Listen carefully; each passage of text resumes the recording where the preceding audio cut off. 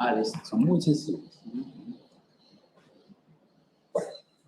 Bueno, muy buenos días para todos. Bienvenidos a este seminario institucional. Son las 8:20. Mil disculpas por los problemas técnicos que tuvimos. Vamos a comenzar entonces con la conferencia del profesor Fernando Marmolejo Ramos. Fernando es un profesor colombiano que se fue hace muchos años a trabajar a Australia, a estudiar. Desde hace muchos años no venía a Colombia y tenemos la oportunidad de tenerlo acá y nos va a dar una charla muy interesante sobre modelos GAM LSS aplicados. Son los modelos que no son tan recientes, son del año 2005, unos modelos muy interesantes. El profesor ha hecho mucha investigación, muchas publicaciones aplicando estos modelos GAM LSS en diferentes aplicaciones, en diferentes campos.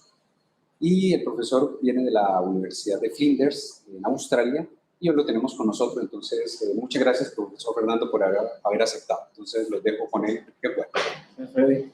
Freddy, para mover las cositas. Bueno, entonces, voy a empezar con cosas básicas y es, el área en que yo trabajo se llama psicología experimental.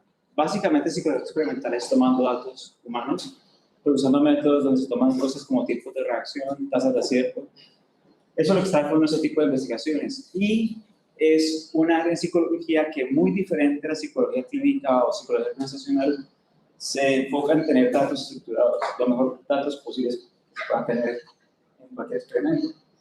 Ahora, la idea es que yo quiero como mirar también esa mezcla entre lo que es la cognición humana, como la conocemos, y la inteligencia artificial, porque igual sabemos que la inteligencia artificial es como lo que hace es usar modelos de cerebro, la cognición humana, para crear estos modelos de inteligencia artificial. Entonces, quiero hacer como ese vínculo. Pero hay un tercer elemento y es cómo analizamos datos. Usualmente, y eso no sé si pasa aquí en Colombia, pero en Australia, a pesar de que están súper avanzados, pero igual usan modelos lineales, ANOVAs, pruebas T. En realidad hay cosas más avanzadas como estadística robusta y mucho más avanzadas y más eficientes como modelos DAMS, por ejemplo. Entonces quiero como empezar a hacer esa mezcla de este tipo de investigación por ese tipo de metodologías. Listo. Entonces pasamos a lo siguiente. ¿Tú tienes el control sí, pero no? Para esto, ¿no? Bueno, entonces lo que pasa es que si miramos lo que es una arquitectura, ¿sí está? Sí, empezamos.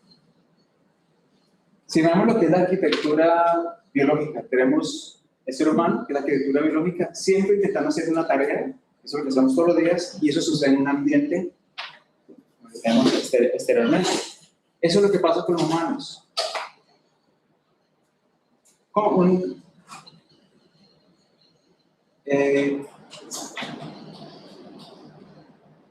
La misma idea aplica también a arquitecturas artificiales. O sea, es un paralelo. Tenemos, por ejemplo, puede ser un robot, un agente, que está aprendiendo a hacer algunas tareas y todo sucede dentro de un contexto. O sea, el mismo tipo de actividad está pasando en el humano y en el robot, en el agente artificial. Y eso es lo que es la fundamentación de la inteligencia artificial.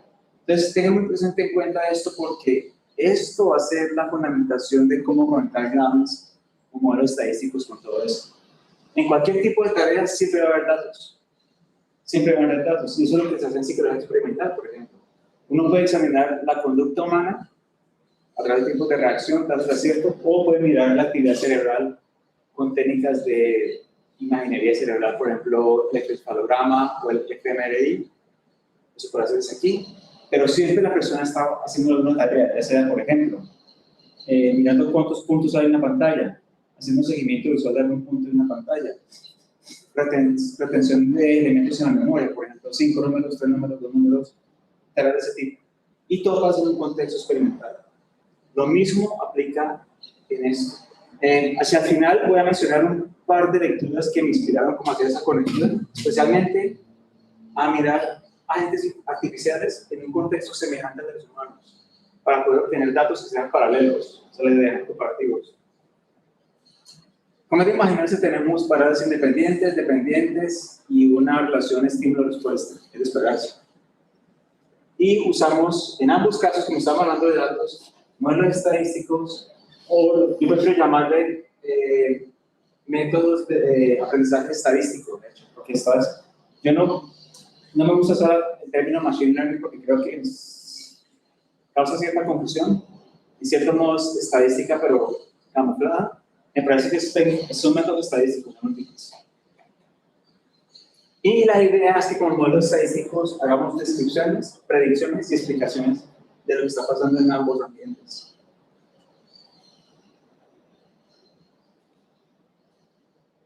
Listo. Vamos de vuelta acá. Ahora punto aquí. Ya.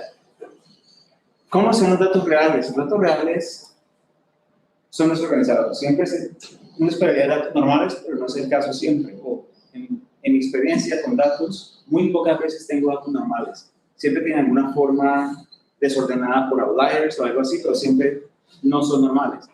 Por ejemplo, si menciono un caso típico, por ejemplo, cuando uno mira señales cerebrales, son datos funcionales, tienen microvoltaje en el eje Y, en el eje X es tiempo, entonces va haciendo una curva así.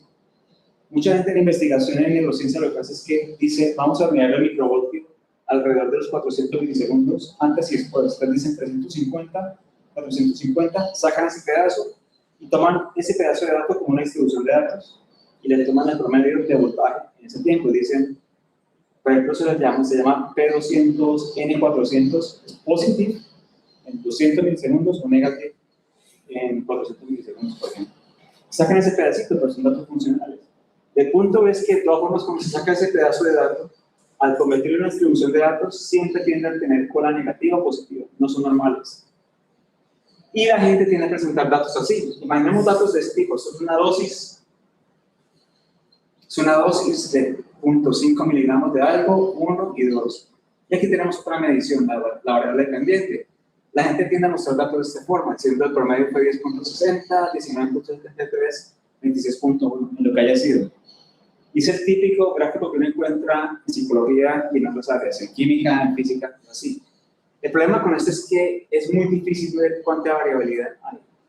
La gente le coloca barras de errores, que puede ser la desviación estándar, el intervalo de confianza, listo, es una mejora. Aún mejor es poder colocar las observaciones. Listo, ya como que uno ve cómo se distribuyen los datos. Podemos ver incluso, básicamente, tener una idea del tamaño de muestra. Listo, pero así todo, no esa es la forma más óptima de presentar esos datos. Yo diría que la forma óptima es usando lo que se llama Empirical Community Distribution Functions, de SDF, creo que es una forma más intuitiva de presentar datos. Le tenemos ahora en el eje X la variable dependiente y en el eje de la probabilidad acumulada. Es un esquema más intuitivo, porque uno puede trazar en punto 5 una línea, esa sería la mediana de los datos. La otra cosa es que, dado que nos han educado en el asunto de pruebas de regresión lineal, todo gira alrededor de la media. Pero hay muchas más métricas. Está la mediana, está se llama 20% true mean, que sería como una mediana con 20% de corte en las colas. Hay otras métricas. Está el Harvard-Davis median. ¿Qué más hay? La moda, que de hecho de la moda hay muchísimas modas. Hay un paquete en R que se llama Modes, que es solamente para modas. Está totalmente en desuso. No en desuso, no se usa. Cuando en realidad debería usarse. Las medias y las versiones están bien siempre y cuando los datos son normales. Pero ya hay otro tipo de evidencia que muestra, estos artículos son muy clásico, que me gusta mucho del 89, donde se muestra empíricamente, recolectando datos de psicología solamente y educación, que los datos no tienden a ser normales, la mayoría son no normales. Eso es lo que más reciente, este es del 2017, de unos españoles, hacen algo parecido, toman datos en áreas como la salud, la educación, ciencias sociales, hacen una revisión sistemática y encuentran lo mismo. De hecho, creo que por ahí tengo de matemáticas.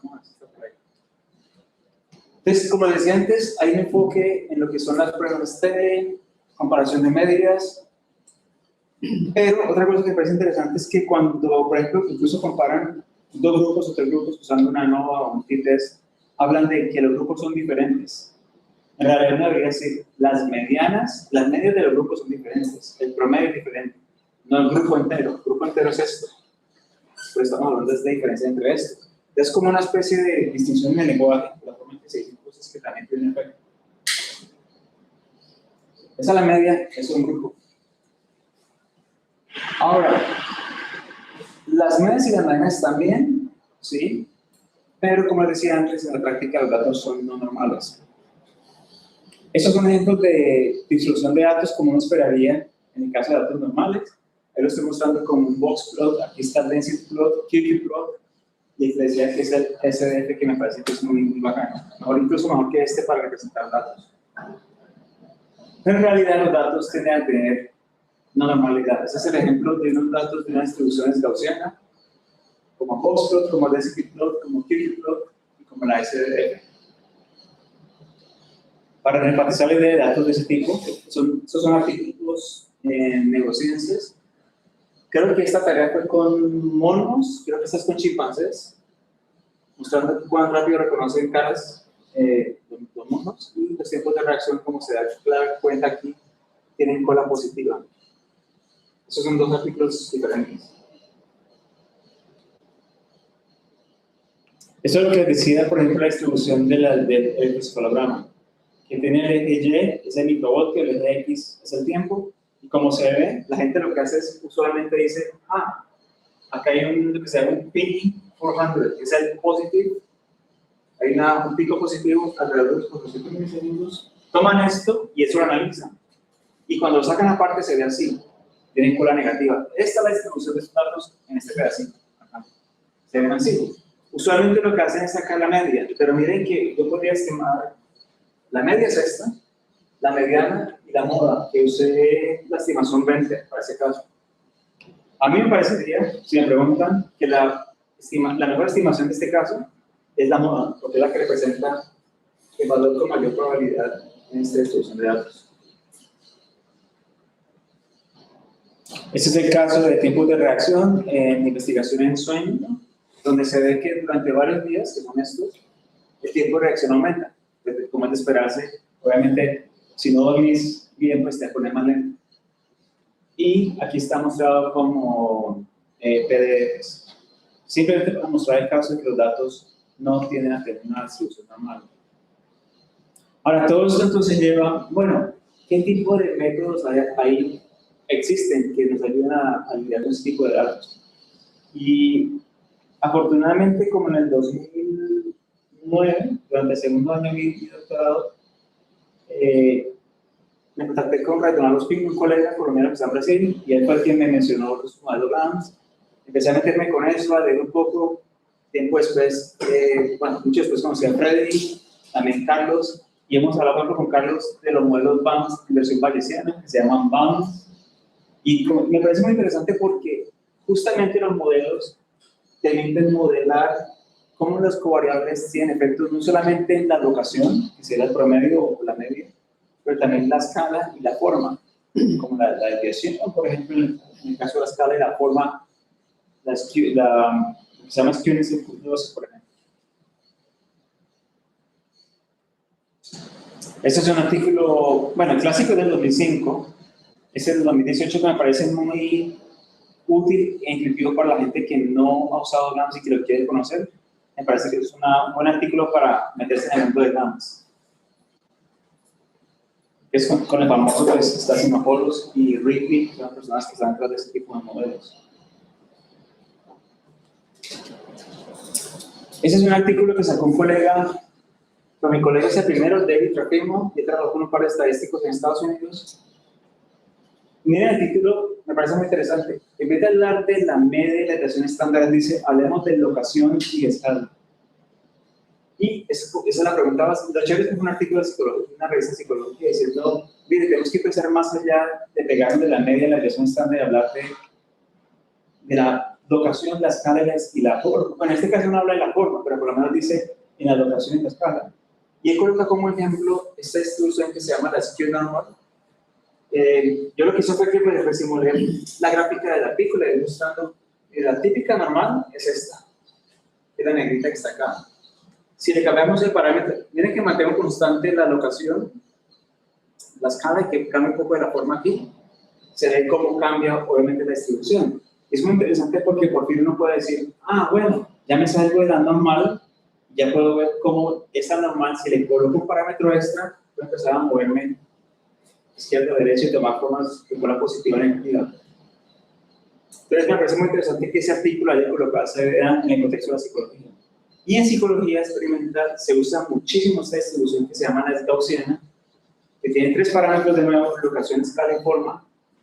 Son estos tres. Y esa distribución, se lo digo por experiencia porque yo he trabajado mucho con tiempos de reacción, siempre tiende a tender con la positiva.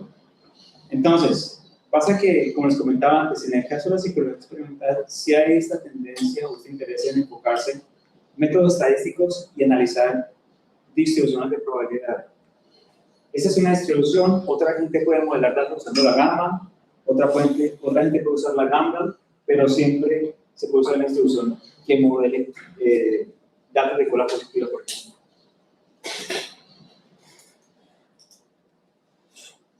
Estos gráficos son de un artículo, tenemos con Carlos, ¿sí? Un artículo donde estamos modelando unos datos, voy a ver si está aquí el paper, está por acá yo creo.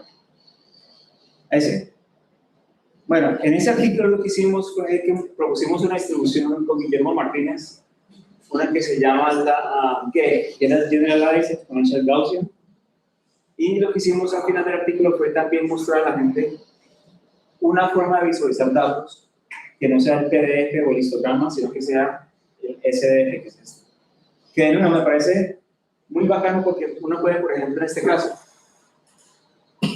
uno puede fácilmente entender que este SDF negro y el rojo tienen locación similar, escala similar. En el caso del rojo y el azul, tienen locación similar, escala diferente. Son estos dos, este y este. Se intersectan aquí, obviamente el promedio viene siendo alrededor del mismo, pero se ve claramente que la escala es diferente. En este, por ejemplo, se ve el caso de cola positiva, cola negativa, y este que será el caso de una distribución uniforme. De nuevo, bien fácil es decir que este tipo de gráficas permiten visualizar una distribución entera de forma más eficiente que un histograma o un PDF. Este fue el artículo de donde hicimos todo este trabajo. Ahí está Carlos y Guillermo. Y trabajamos con una gente, esta gente de aquí, ellos proveyeron unos datos, y Tomás es el experto en DAMS también.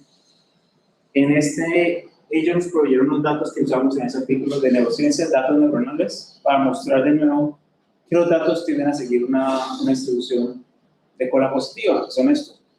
No recuerdo exactamente, hay uno que es de cuervos, de hecho. Hay uno que es un neuronal de cuervos, sale uno de estos, de monos también, y este es de pacientes con hiperactividad. No, pero son datos neuronales. El punto es que aquí modelamos esos datos en varias distribuciones. Esta es la empírica, la línea negra es la empírica. La línea roja es la que propusimos nosotros, y la verde es la normal, la azul es la gamma, y esta es la skew normal.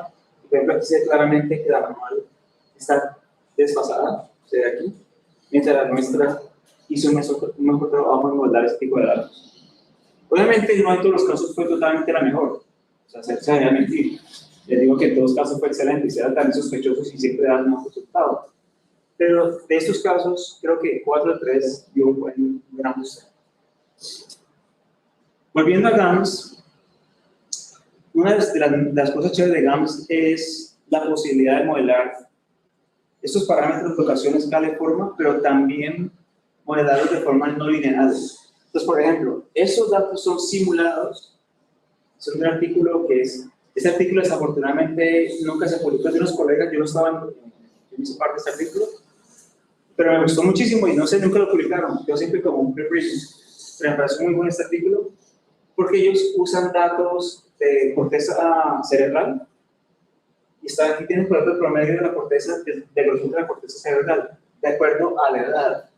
Como se ve claramente, por ejemplo, cuando es un bebé tiene cierta corteza, a medida que crecemos con nuestra experiencia, la corteza se incrementa, el grosor, pero obviamente con la vejez la corteza se reduce. Y eso pues hay, usualmente se hace esto con imagen cerebral o post-mortem, se puede medir también ese tipo de grosor en la corteza.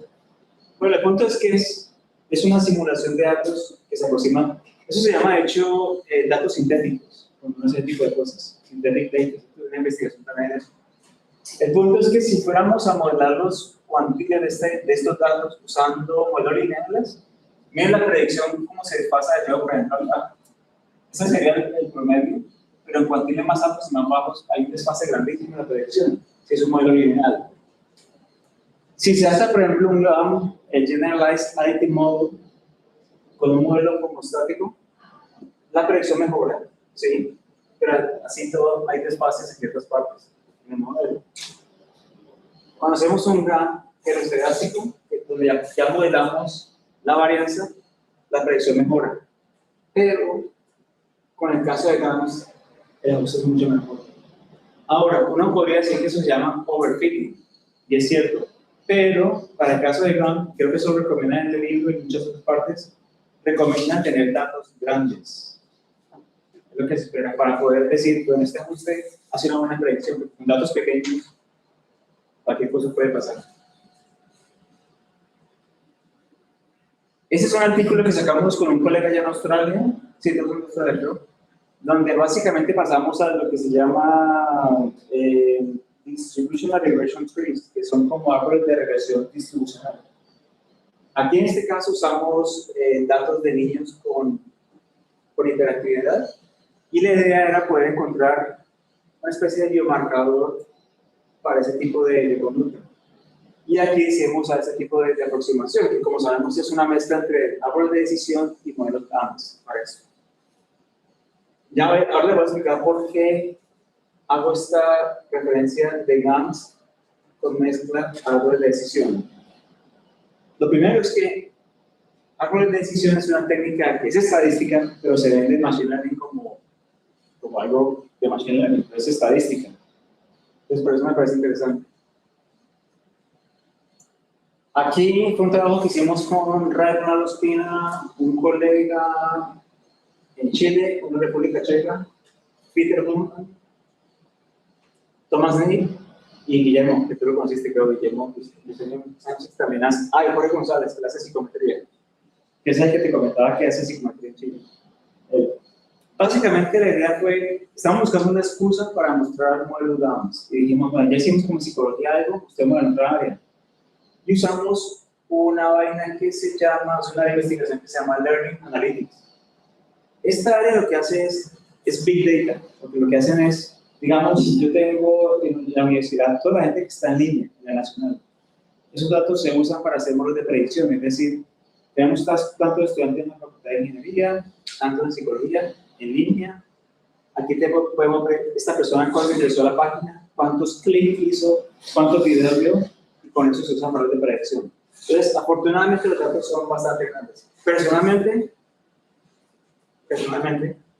yo no confío mucho en este tipo de datos. No sé, no me parece que sea un buen índice de, entonces, como de,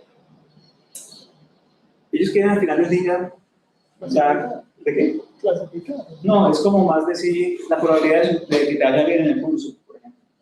De que tengas académicos, es como éxito académico.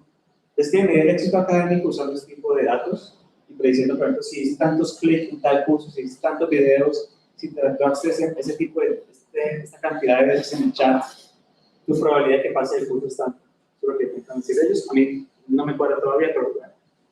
El punto es que comparamos GAMS contra modelos como Random Forest, Classification Trees, el Extreme Gradient Boosting, Non-Linear SVM, y lo que se ve es que, bueno, primero tengan cuidado con la métrica, son chiquiticos. En general, todos hacen un buen desempeño, y GAMS estuvo básicamente a la par con otros modelos de Machine Learning. Lo que nos dice esto es, GAMS se puede usar como un modelo de Machine Learning que tiene la ventaja que es un poquito más explicativo que los otros porque GAMS está dentro de un modelo de regresión. Como modelo de regresión uno puede decir, tenemos tal variable, tiene cierto peso, esta afecta a la locación, esta afecta a la escala. Mientras que con estos modelos, por ejemplo, una SVM es un poco más complejo explicar qué está pasando aquí. Ese es un trabajo que hicimos con Renal y con Freddy, donde estamos buscando una excusa para vender la versión robusta de GAMS. Pasa que hay una historia aquí muy interesante, y es que en el libro, este libro de GAMS, ellos hablan de una versión robusta de GAMS y proveen un código, que supuestamente está en el paquete. Cuando fuimos al paquete, esa vaina no estaba, esa función no estaba. Entonces yo le pregunté, creo que yo contacté a Rick o a uno de ellos, no me respondieron. Creo que Fernanda de Bastiani me respondió, le mandé un código, esa vaina no funcionó, y ya pues Freddy llegó, hizo su magia y lo colocó a funcionar, y ahí está implementado. Y aquí le mostramos el ajuste. Miren, estos son los datos reales, son la línea negra, que ni se ve aquí, porque el modelo robusto la cubre. Aquí se ve la línea negra un poquitito. El modelo GAMS tradicional tiene ese tipo de ajuste, mientras el robusto que Freddy implementó sí da el ajuste casi que perfecto los datos. Esta versión PDF, SDF y con ASA, para el caso de la beta y la Gaussiana. En ese mismo artículo también modelamos unos datos que ven aquí no están aquí, pero este fue el artículo original donde de Bastiani propuso el bucket plot, que es una técnica que me parece muy interesante para modelar datos. Aquí está combinando dos factores, uno es condición, control, con dos niveles, control y feedback, y grupo, que es niños de 4 años, 5 años y universitarios, que tenían son 3x2. Pero lo chévere de esa técnica es que permite buscar la distribución que mejor modela los datos. Obviamente, como se ve claramente, primero, la normal dio el peor ajuste casi que en todas, menos en esta, estuvo como en la, estuvo más o menos, pero en todas estuvo por fuera de esta elipse de aquí. Mientras que la B, que es la Bose-Coase, dio un buen ajuste en casi todos los casos. En este caso, la Gaussian no dio ajuste aquí tampoco, aquí tampoco, aquí tampoco, aquí tampoco. La Bose-Coase fue la distribución que se usó al final para modelar esos datos. Como se dan cuenta, son casos de distribuciones condicionales en este caso. Ahora entonces viendo todo esto de GAMS, viendo los árboles de decisión mezclados con GAMS, y pensando en lo que les decía sobre el humano interactuando con una tarea en un contexto de ambiente, lo mismo para el agente artificial hace ciertas tareas en un ambiente, pensaba, bueno, dado que GAMS tiene la posibilidad de modelar en un contexto de regresión, modelar la locación, la escala y la forma, desde mi punto de vista es y te permite en el contexto de Machine Learning hacer predicciones también. Pienso que es una forma óptima de modelar este tipo de datos y poder hacer un paralelo entre lo que es el desempeño humano y el desempeño artificial. Pero antes de llegar a eso, quiero mostrarles algunas ideas, algunas cosas que leí que me inspiraron como pensar en todas estas páginas. Uno es este artículo que se llama hacia una versión antropomórfica de Machine Learning. Es un artículo muy bacano, es de un man que se llama Planet Angelov, que está en el Reino Unido. Y de hecho, yo con él intercambié un par de ideas al respecto que las tengo en el tintero para desarrollarlas, porque él trabaja robótica y Machine Learning. Entonces, como para mirar cómo testear estos agentes usando tareas psicológicas y hacer lo mismo con humanos y poder llegar a un paralelo entre ambos. Este es un artículo. El otro es este, es generando inteligencia artificial como agentes sociales.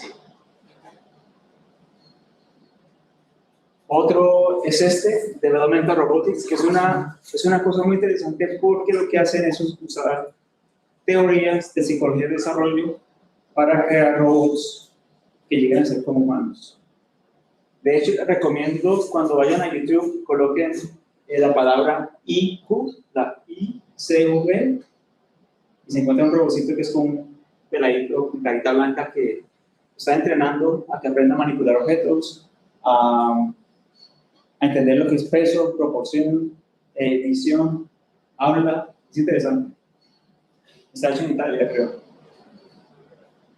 Y todo esto me ha hecho pensar cosas como robótica social, robótica del desarrollo, módulos de Machine Learning que son antropomórficos. Todo esto como para darme cuenta que uno puede mirar a la gente artificial, como la palabra lo dice, como una versión artificial del ser humano. Obviamente el humano, nosotros tenemos una capacidad que aún no se ha implementado en la robótica, pero estamos en proceso de hacerlo. Y es entender el funcionamiento cerebral en relación con el sistema sensorio-motor para implementarlo en forma robótica. Eso parece fácil, parece un gallo. Hay una vaina que se llama la paradoja de Moravec. La paradoja de Moravec dice que lo que a nosotros nos parece súper fácil, para los robots es difícil y a la inversa. Por ejemplo, para un robot es facilísimo procesar datos en segundos, a nosotros cuesta.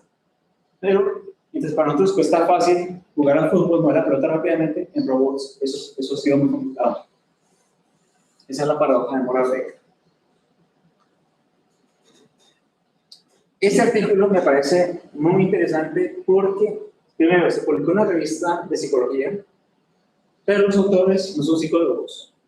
Ellos son del Vector Institute en Canadá, que hacen puro Machine Learning Artificial Intelligence. Y lo que dicen ellos es una cosa muy sencilla y cuando yo me encontré me pareció súper intuitivo porque yo pensé eso, pero en algún momento, por ejemplo, es una pendejada, pero nadie le para bolas. Y es diciendo que los sistemas artificiales deberían estudiarse usando técnicas de psicología experimental.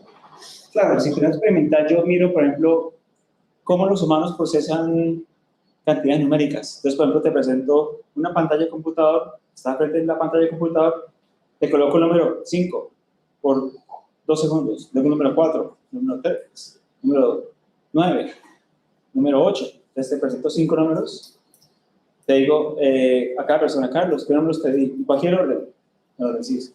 Segundo pantallazo, número 10, 15, 23, pero separados, ¿no? Lo repites. Ya después, tercer pantallazo, número 152, 320, ya más grande, y ahí ya empieza a perder la memoria. ¿Ves? Hacer ese tipo de valoraciones con agentes artificiales es una forma de mirar qué tan bueno el algoritmo es en acercar la memoria, por ejemplo. Uno puede hacer contra la memoria, audición, lo que uno quiera.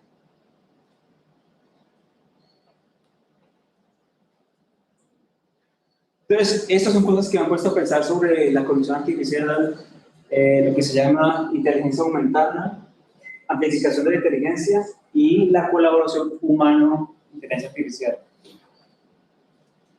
Este artículo es del 2021. Aquí los mismos autores, que son este tipo y este man, justamente usaron tareas de psicología experimental para evaluar un sistema artificial inteligente en términos de reacción y procesamiento de imágenes.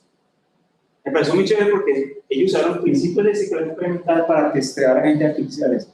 Lo publicaron en esta revista que se llama ¿sí?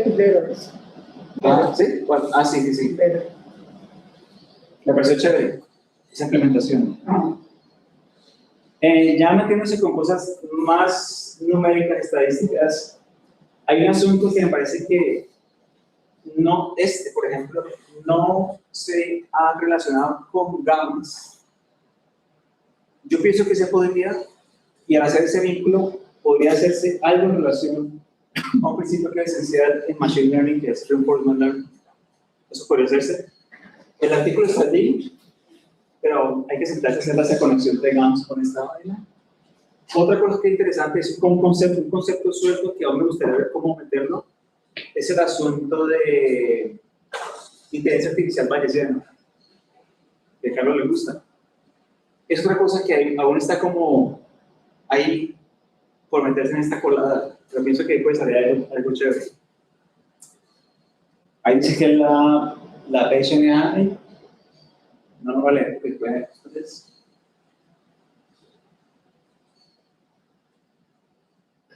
Es como la idea que se está, ¿para qué se está usando este tipo de AI bayesiana?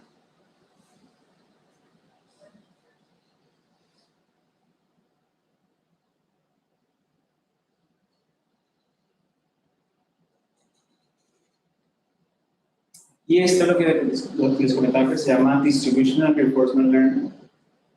Esta es la diferencia entre el Reinforcement Learning tradicional y este es el distribucional. que me parece, como les decía antes, creo que se podría conectar con modelos GAMS para crear modelos de análisis, pero también modelos explicativos de conducta. Y eso me va a llevar al punto final de la charla.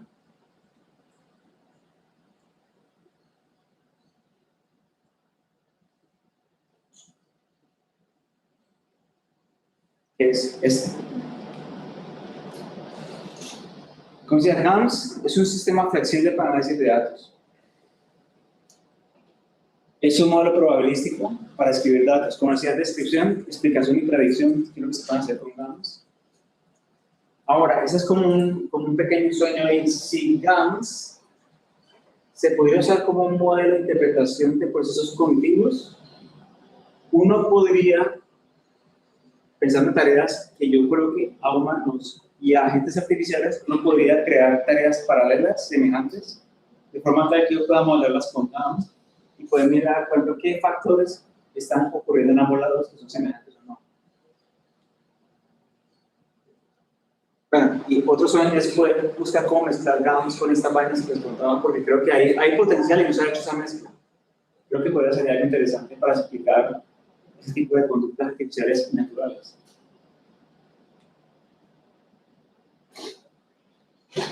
Ahora, eso es lo que tengo yo en mente. ¿Se acuerda que yo les había mostrado al principio que está el agente biológico, el artificial, siempre haciendo una tarea en un ambiente y en ambos tenemos datos? Entonces imagínense una tarea donde tengo el humano y el agente artificial haciendo algo igual en ambos contextos. Mi idea sería que uno podría hacer, por ejemplo, un árbol de decisión mezclado con GAMS. Estos son factores con distintos niveles, por ejemplo, al ser el nivel 1 y nivel 2. Recuerden que en árboles de decisión ellos parten en dos siempre, no habría tres sino dos. Mi idea sería algo así como muy chévere poder ver si yo tengo este agente artificial o varios agentes artificiales haciendo la tarea, puedo sacar promedios o lo que sea, tengo bastantes ejemplares. Lo mismo con humanos, la misma tarea, los mismos items, yo podría hacer análisis de esos datos y mirar en dónde hay coincidencias y dónde no. O sea, qué factores, por ejemplo, de aquí no coinciden aquí. Entonces ya yo digo, bueno, puede ser que la tarea, según esto, está siendo muy difícil para el humano o muy difícil para esta gente. Puede ser que la partición aquí tenga otro nombre que acá, entonces me gustaría revisar qué estoy haciendo aquí, qué podría cambiar yo aquí para que sea semejante. Eso me permitiría ajustar, pues no ajustar al humano, no, el humano ya está, ajustar al agente artificial para que tenga un desempeño semejante, si quiero, o peor, no, o mejor que el humano. Pienso que es la forma que yo visualizo ese tipo de cosas. Y ya, se acabó. Bueno, muchas gracias, profesor Fernando. Vamos a abrir una sesión de preguntas aquí del público, entonces, quien quiera, por favor, alza la mano, le hace la pregunta al profesor Fernando. Preguntas fáciles.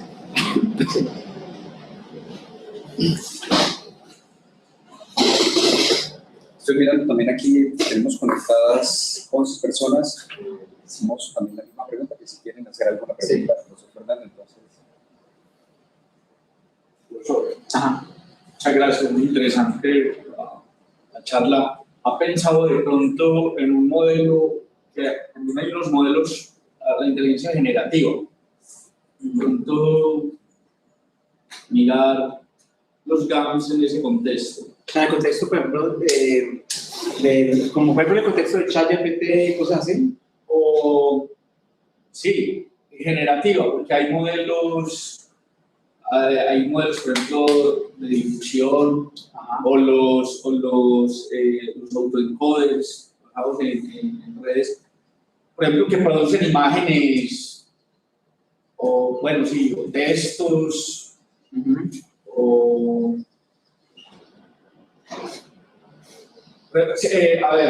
reproducen, sí, como datos no estructurados. O sea, aplicarle este tipo de análisis a eso. Pues porque ahora, no sé, desde mi impresión, pues yo he venido acompañando pues, algún desarrollo de la inteligencia artificial y ahorita los modelos generativos están, digamos, en la punta pues, de todo eso. Entonces, no sé si de pronto usted había mirado. Y ahora que lo decís, yo pienso, por ejemplo, uno podría comparar,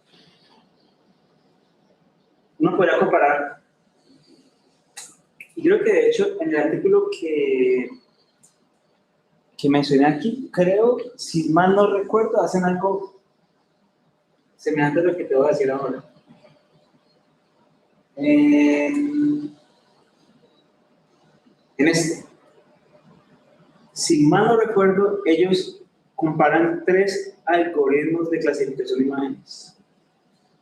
Y lo que hacen es colocarle imágenes que lo retan, que eran, por ejemplo, digamos, una silla. Pero entonces, claro, siempre que le presentan la imagen al algoritmo está la sillita solita, entonces se la cambian, le colocan una vaina aquí así, otra aquí así, y ya se despista la silla, porque ya ese pixel ya la apunta por otra parte. Ese tipo de testeos que yo estoy hablando. Un humano lo hace regar facilísimo. ¿Por qué? Porque, bueno, a mí nos toca entender un poquito más el sistema visual humano, porque es que es complejísimo. Nos permite hacer eso, es decir, ve, Carlos, ¿dónde está la silla? Y así le coloqué yo un trapo encima de la toalla, y dice, ahí está la silla. Un agente de clasificación se dice, no, una toalla, no es una silla. Y por eso es que ese tipo de sistemas, aún un accidente en el 2018, creo que fue, más reciente, un carro Volvo en Estados Unidos, que el man está detrás del volante, relajado porque el carro iba allí, y el carro levantó una señal que iba pinteando la bicicleta así por la calle, porque lo reconoció como otra cosa, no como humano ni como bicicleta. Entonces, uno puede ser tal vez ese tipo, sí, será muy chévere. Son experimentos donde provocan cuantas imágenes con color, sin color, blanco y negro, con objetos alrededor, atrás, adelante. Toma tiempo, pero será muy chévere porque estás testeando el algoritmo diciendo, mire, bajo estas características no funciona. Sí. Bueno, por aquí tenemos otra pregunta en vivo que estamos haciendo por YouTube, de Jaime Arenas Granada. La pregunta es, ¿la técnica presentada se puede integrar a la teoría clásica de los test o teoría de respuesta al ítem en el contexto de la psicometría? Sí puede, porque psicometría, de nuevo, en la psicometría hay métodos específicos como la respuesta de teoría al ítem, IRT. ¿Cómo se llama? Teoría de respuesta al ítem, sí. Pero uno también podría analizar ítems psicométricos desde un modelo de regresión lineal, por ejemplo, metiéndolos en el modelo como modelos aleatorios, por ejemplo. Uno podría hacer eso. Con modelos GAN sería mucho más interesante porque GAN te permite mirar si estos ítems están variando a nivel de la locación, de la escala, de la forma. O sea, me parece que sí se podría hacer, y de hecho, creo que hay un artículo del 2020 y algo, donde hacen pruebas psicométricas de normatividad usando GAMs, pero si recuerdo bien, no analizan los ítems en sí, sino la respuesta final. O sea, pero sería muy chévere realizar modelos psicométricos desde una aproximación, sería chévere. Pregunta cortica. Cuando en el título mencionas cognición, se refiere también a inteligencia. Lo mismo que inteligencia. Mira, esa es buena pregunta. Mira que hay la discusión de que, volviendo a lo que es, la gente dice inteligencia artificial, ¿cierto? Ahora, si vemos inteligencia humana, pasa que eso ahora se convierte. ¿Cómo medir inteligencia? La gente puede decir, que mostres que sos lógico. Entonces, pasos lógicos, inteligencia. Pero también te pueden decir la capacidad de integrar emociones en tus decisiones, la capacidad de tomar decisiones sin mucha influencia emocional, la capacidad matemática, la capacidad lingüística, todo eso incluye inteligencia. Entonces, por eso, el concepto de, si te diste cuenta, estos mismos tipos son los que hablan de, por eso me gustó el concepto de, ¿ves? Me parece muy chévere Artificial Cognition porque es la cognición, cuando dices cognición, eso sí es más grande. Más general. Claro. Por eso este término me gusta mucho porque inteligencia es muy restringida y la definición de inteligencia, incluso en psicología, es debatible. Depende de qué perspectiva psicológica estás, dicen, inteligencia es, inteligencia lo otro. Entonces, digamos cognición. Eso incluye emoción, percepción, inteligencia, Bueno, yo le tengo una pregunta a Fernando y es, estos modelos son del año 2005, o sea, son de este siglo, hace apenas 21 años, y a pesar de ser este siglo y de habérseles hecho propaganda, divulgación, por ejemplo, aquí en Colombia tuvimos en Manizal, en Armenia, uno de los creadores, el profesor Stasinopoulos, vino a dar una charla de modelos GAML-SS en el año 2017. A pesar de toda esa divulgación y de la demostración de que estos modelos se pueden aplicar en muchísimos casos en los cuales la respuesta no es esa normal, perfecta, ¿por qué será que todavía no lo conocen las personas? Yo decía, Freddy, mire, eso ha sido mi lucha en mi universidad donde yo estoy. Les cuento que no es el caso único de mi universidad en Australia. Voy a hablar de psicología. Psicología, todas las universidades de Australia, todas enseñan lo típico. Vas a comparar dos grupos, usa una prueba T. Vas a comparar tres grupos, usa una NOVA. Más avanzadito, hacemos una regresión lineal. Más avanzadito, una regresión lineal mixta. Y ya para allá no se enseña más. No se dice, por ejemplo, bueno, se puede mencionar que hay una versión no paramétrica. Lo menciona, pero no se analizan datos, no se muestran. Incluso cuando la no paramétrica será mejor. Y olvídate de mencionar estadística robusta, que sería la transición más natural de lo paramétrico a lo más chévere, que sea lo robusto. Yo presenté, cuando empecé a trabajar en esta universidad en Flinders, en mi primera segunda semana de trabajo, me dijeron que presentara sobre esto. Durante todo el departamento, esa gente de psicología, antropología, lingüística, sociología, educación, trabajo social. Y la gente dijo, sí, tiene sentido, chévere, pum, pum, pum. Le dije, ¿usted lo usaría? No, porque no sabía cómo, no entiendo la teoría, porque no se ha enseñado en el pregrado, al menos una mención diciendo, mire, es que hay una vaina que te permite. Pero es como ese miedo de mostrar una cosa distinta. Y como les digo, eso está pasando allá. Yo he intentado como venderlo y así todo, la gente dice, sí, bacano. Pero cuando les digo hagámoslo, como que, no, es que no sé. Sí. Yo tengo una inquietud. Se mencionaba mucho de los usos del GANs en aplicaciones asociadas con el machine learning. Cuando entiendo que en el uso de GANs con identificar parámetros sencillos, se dice mucho poder computacional. La balanza. Entonces, sí, se están desarrollando librerías o con las que ya están para aumentar la eficiencia en el entrenamiento de grandes volúmenes de datos para aplicar esos modelos. No sé, Freddy, te la paso. Así, ¡pum! Sí. O con PyTorch, con lo que hay ya es suficiente. Sí, se han hecho muchos desarrollos últimamente. Por ejemplo, acá tenemos Manuel, que es un estudiante de estadística, y nos ha aportado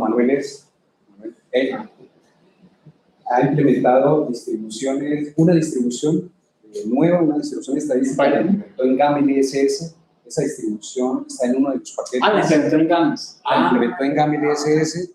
Y eso demuestra que todos nosotros, por ejemplo, a veces estamos frente a un problema en el cual sabemos que la distribución tradicional no la explica bien, pero hay una nueva distribución estadística, o no necesariamente nueva, puede ser una distribución de hace 5 años, 10 años. Yo la quiero utilizar con modelos GAML-SS, lo podemos hacer. No es muy sencillo, tampoco es tan difícil, es más o menos, se hace bastante rápido. Uno puede implementar esa distribución en GAML-SS para poder hacer un nuevo modelo de regresión. Por curiosidad, antes las tesis, por ejemplo, hace unos 10 años, 15 años, cuando se había tesis de doctorado que eran modelo de regresión XXX, que era tomar una distribución estadística y crearle todo el modelo de regresión. Eso es una tesis de doctorado. Hoy en día, una cuestión de 1 hora, puede crear ese modelo de regresión, aprovechar justamente toda la infraestructura de GAML-SS que está en R y que también está en Python, está en este momento en las 2. Entonces, no hay excusas para no aplicar estos modelos. Nosotros tocamos una distribución, la FW, Flexible Weighted Extension. Entonces, imagínate, o sea, las distribuciones, digamos que tenemos colocamos un modelo factorial sencillo, una 3×2, así como este, 3×2. Y mira que aquí estoy testeando 3 distribuciones. Mira que de entrada ya me doy cuenta que la normal, o sea, la teoría de este gráfico es muy sencilla, es que si la distribución cae adentro de esta elipsis, es la que le da un ajuste. Como te das cuenta, acá la normal siempre estuvo afuera en todos los casos, pero aquí como que me dio adentro. Pero lo que es claro es que bueno, aquí como que ninguna le pegó. Aquí como que ninguna le pegó. Pero uno, basado en esto, uno puede decir, en su mayoría, la Bosco va a ser una buena distribución. Pero mira que estoy probando solamente 3. ¿Y GAMS tiene implementadas cuántos? ¿Más de 100 y pico? Sí, el paquete de GAM-LSS, que se llama GAM-LSS.dist, tiene aproximadamente 110, 120 distribuciones. Pero, o sea, la otra cosa es que hay que tener, como dice el hombre araña, ¿cómo es que es? Con una gran responsabilidad. Porque, claro, imagínate que yo haga, que meta aquí, por ejemplo, 10 distribuciones.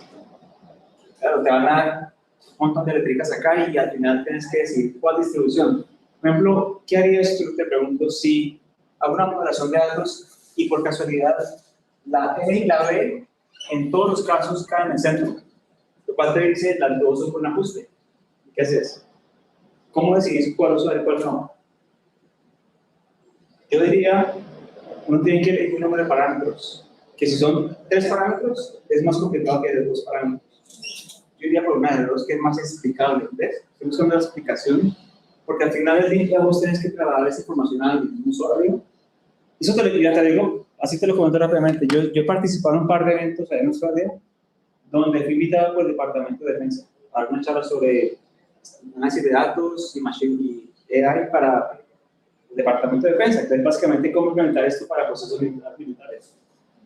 Esa gente le vale huevo esto. Ellos quieren decir, bueno, díganme qué hago. Información procesada. Claro. O sea, ya no me importa un carajo que modelaste las gaussianas. No, dígame, ¿cómo implemento esto en el campo? Entonces, por ejemplo, si yo tengo un modelo de 3 parámetros, claro, explicarle, decirle, es que mira, es que la locación y la escala aquí no te gustan. No. Pero, claro, le vale. Pero si le dicen, bueno, ya un promedio, la variación que hay aquí, estamos hablando de locación y escala, ya ellos como que tienen más eso. Y si de casualidad tu modelo, esta distribución es la que tiene los parámetros y la 3 tiene un buen ajuste, yo me quedo con la 2.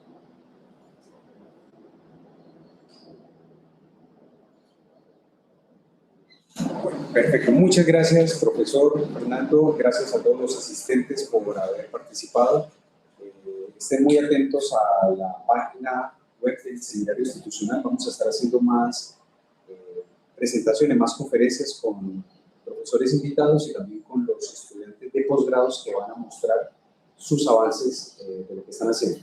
Antes de finalizar, quiero hacer una pequeña publicidad, por si de pronto alguno de los asistentes quisiera en el futuro cercano implementar su propia distribución. Tenemos un material, eso está en los libros, el libro del año 2017 se explica muy bien, pero a veces si uno quiere implementar una nueva distribución en GAM-LSS y se guía, se lee el libro, a veces puede ser un poquito complicado.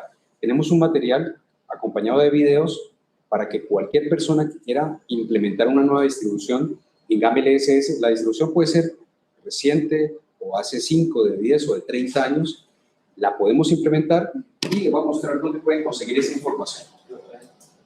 Y cualquier pregunta, no sé, ustedes me encuentran fácil, colocan Fernando Marmolejo Ramos Fitness, esa en email. Si quieren, les paso las diapositivas también. Y cualquier pregunta me contactan. Yo soy muy abierto a colaborar. Me gusta publicar, básicamente. Aquí hay curso para publicar, hágale.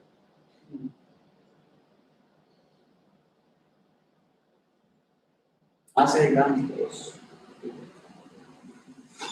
Bueno, en esta página web que el cuarto PAP la pueden encontrar, que se llama, bueno, en realidad si escriben esto en cualquier buscador, implementando distribuciones en GAM-LSS, van a encontrar esta página en la cual se muestra por medio de unos videos cómo se hacen esos pasos necesarios para poder crear, cómo implementar una distribución. En realidad es muy simple. Por ejemplo, acá hay un video de cómo se crea la función, esa función de XXX, donde X es la distribución que uno quiere implementar. Por ejemplo, la XX la podemos cambiar por la norm, que es la normal, pero La idea es implementar las que no existan, no las que existan. Entonces, aquí en estos videos que son muy cortos, cualquier persona los puede ver, los puede seguir y pueden implementar una nueva distribución en GAM LSS y crear un nuevo modelo de regresión, pero no desde cero, sino arrancando desde el poderío de GAM LSS y creando su modelo de regresión. Y genera muy buenas publicaciones y eso es muy... Apetecido. sí, muy apetecido. Claro, porque si me permites, por ejemplo, que digamos que te encontraste una distribución X de un artículo de los 70s, 80s, por ejemplo, 60s. Obviamente, muy probablemente esa distribución se ha implementado en R. O digamos está en R. Puede estar en R, pero no en el contexto de GAM, es otro camello. Al hacer eso, puedes básicamente revender esa distribución en el contexto de GAM, ya eso es una ganancia. Porque yo como usuario de GAM digo, tengo ciertos datos, hice tal distribución que en el medio es tan poco, y pum, encuentro con la que propusiste en un artículo. Y claro, el artículo como es típico, tiene la parte de matemática, la distribución en sí, simulaciones de usar la distribución, y luego datos donde los ajustas, ahí es un artículo. ¿Ya? Sí, entonces, bueno, muchas gracias. Terminemos con un aplauso al profesor. Muchas gracias a todos. ¿Listo? Muchas gracias, profesor. Gracias. ¿Dice lo aquí? Sí.